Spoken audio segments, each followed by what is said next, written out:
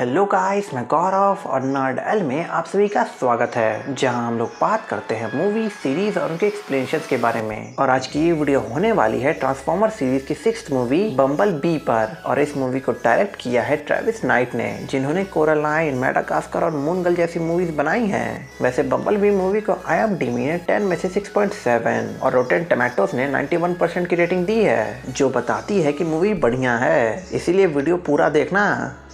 So guys, movie की starting में हम साइबरट्रॉन नाम के एक प्लैनेट को देखते हैं, जहां ऑटोबॉट्स और डिसेप्टिकॉन्स के बीच जंग चल रही है और ऑटोबॉट्स धीरे धीरे ये जंग हार रहे हैं। जिसके बाद ऑटोबॉट्स के लीडर ऑप्टिमस प्राइम अपने सबसे भरोसेमंद साथी B-127 को बुलाते हैं और एक शिप लेकर पृथ्वी पर जाने का ऑर्डर देते हैं, जहां जाकर B-127 बचे हुए ऑटोबॉट्स के लिए एक सेफ जोन क्रिएट कर सके। लेकिन इससे पहले कि B-127 और बाकी ऑटोबॉट्स वहां से निकल पाते कि तभी वहां स्टारस्क्रीम, शॉकवेव और साउंडवेव नाम के डिसेप्टिकॉन्स आ जाते हैं और शिप्स पर अटैक कर देते हैं। जिसके बाद ऑप्टिमस प्राइम वहीं रुक कर उनसे लड़ने लगते हैं और B-127 की शिप को पृथ्वी पर भेज देते हैं, जहां पृथ्वी पहुंचकर B-127 की शिप मिलिट्री के एक ट्रेनिंग कैंप पर आकर क्रैश होती है। जिसके बाद B-127 को देखकर कर्नल जैक बर्न्स उसे खतरा समझते हैं और मारने की कोशिश करते हैं, लेकिन B-127 वहां से भाग जाता है कि तभी ब्लिट्जविंग नाम का एक डिसेप्टिकॉन B-127 पर अटैक कर देता है, जो उसके पीछे पृथ्वी तक आ गया था।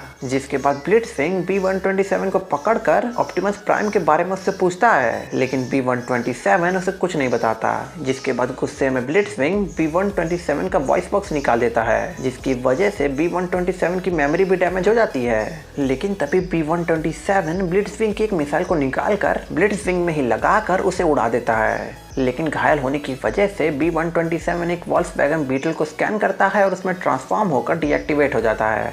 जिसके बाद ईयर 1987 में हम चार्ली वॉटसन नाम की एक लड़की को देखते हैं, जो अपने फादर की डेथ के बाद डिप्रेस्ड है और अपनी माँ सैली का उसके नए बॉयफ्रेंड रोनाल्ड के साथ रिलेशनशिप उसे पसंद नहीं है। इसीलिए वो अपना ज़्यादा टाइम एक स्क्रैप यार्ड में बिताती है, जहाँ कबाड़ से कुछ पार्ट्स लेकर वो अपने फादर की कार ठीक करने की कोशिश कर रही है। लेकिन तभी एक दिन उसे उसी स्क्रैप यार्ड में एक येलो बीटल दिखती है, जो उसे बहुत पसंद आती है। जिसके बाद चार्ली स्क्रैप यार्ड के मालिक हैंक को कन्विंस करती है कि वो उसे वो बीटल दे दे। जिसके बाद हैंक चार्ली के 18th बर्थडे पर उसे वो बीटल गिफ्ट करता है, जहां चार्ली उस बीटल को स्टार्ट करने की कोशिश करती है कि तभी उस बीटल से स्पेस में एक सिग्नल ट्रांसफर होता है, जो सीधे दो डिसेप्टिकॉन्स शैटर और ड्रॉप किक को मिलता है, जो क्लिफ जंपर नाम के एक ऑटोबॉट को टॉर्चर करके ऑप्टिमस प्राइम का पता पूछ रहे थे। लेकिन जब क्लिफ जंपर उन्हें कुछ नहीं बताता, तब वो उसे मार कर पृथ्वी की तरफ निकल जाते हैं। जिसके बाद पृथ्वी पहुंचकर वो कार्स में ट्रांसफॉर्म होते हैं और B-127 को ढूंढने लगते हैं। लेकिन इसी बीच उनका सामना कर्नल जैक बर्न्स और उनकी आर्मी से होता है, जो कई दिनों से एलियन एक्टिविटी पर नजर रखे हैं।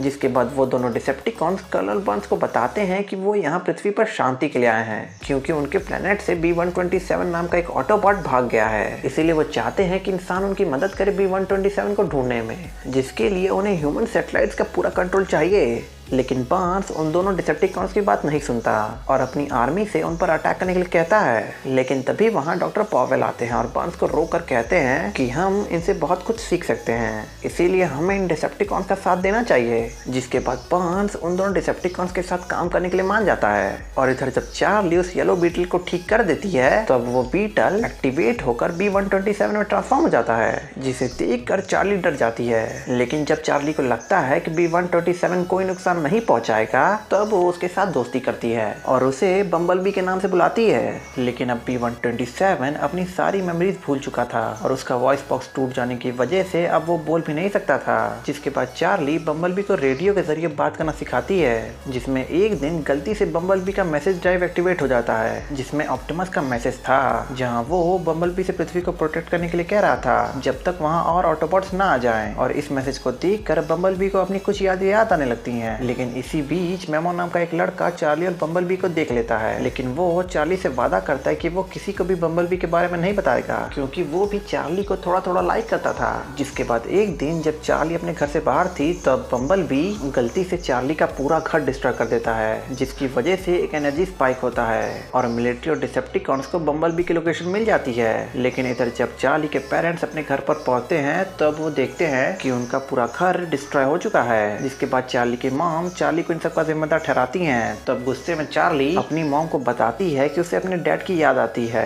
और वो किसी और को अपने डैड की जगह नहीं देख सकती। और ये कहकर चार्ली बम्बलबी और मेमो के साथ वहाँ से चली जाती है, जिसके बाद इधर बर्न्स और डिसेप्टिकॉन्स मिलकर बम्बलबी को कैप्चर कर लेते हैं और चार्ली और मेमो को उनके घर पर भेज देते हैं। लेकिन चार्ली मेमो के साथ बम्बलबी को बचाने जाती है, जहाँ बर्न्स का पीछा करके वो एक मिलिट्री स्टेशन पर पहुंचते हैं जहाँ पर बम्बलबी कैद था।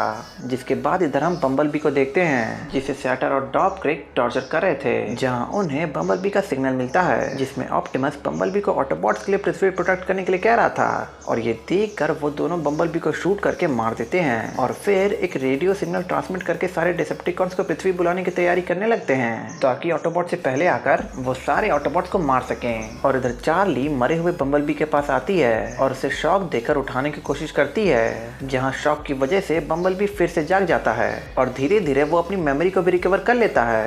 जिसके बाद बम्बलबी शैटर और ड्रॉप किक को सिग्नल ट्रांसमिट करने से रोकने के लिए जाता है, जहाँ एक टावर के पास पहुंचकर वो दोनों डिसेप्टिकॉन से लड़ने लगता है। और इधर चार्ली टावर में सिग्नल ट्रांसमिशन को रोकने की कोशिश करती है, लेकिन जब बम्बलबी शैटर और ड्रॉप किक के साथ लड़ रहा था तभी बर्न्स एक हेलीकॉप्टर से उन तीनों पर अटैक कर देता है। तब शैटर उस हेलीकॉप्टर को शूट कर देती है, जिसकी वजह से वो हेलीकॉप्टर गिरने लगता है। लेकिन तभी वहाँ बम्बलबी आता है और उस हेलीकॉप्टर को पकड़कर बर्न्स को बचा लेता है। तो बर्न्स को एहसास होता है कि उसने बम्बलबी के बारे में गलत सोचा, जिसके बाद बम्बलबी ड्रॉप किक को एक चेन से बांधकर उसके टुकड़े कर देता है। और इधर चार्ली सिग्नल ट्रांसमिशन को रोकने में कामयाब होती है, जिसके बाद बम्बलबी एक डैम में शूट करता है, जिसकी वजह से एक शिप शैटर के ऊपर आकर उसे कुचलकर मार देती है। लेकिन इसी के बाद बर्न्स चार्ली को बम्बलबी के साथ भागने के लिए कहता है ताकि वो मिलिट्री से बच सके।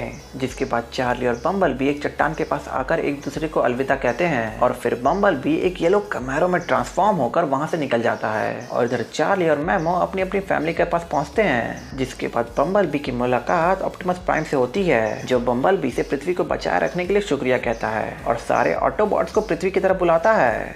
सो गाइस, बम्बलबी मूवी की कहानी यहीं तक थी, लेकिन अभी भी इसका पार्ट 2 आना बाकी है, जो हमें जून में दिखेगा। So guys, hope so video पसंद है। अगर पसंद है तो लाइक करो, शेयर करो और कमेंट करके मुझे ज़रूर बताना कि वीडियो कैसा लगा। तब तक के लिए मिलता है आपसे एक नए वीडियो में।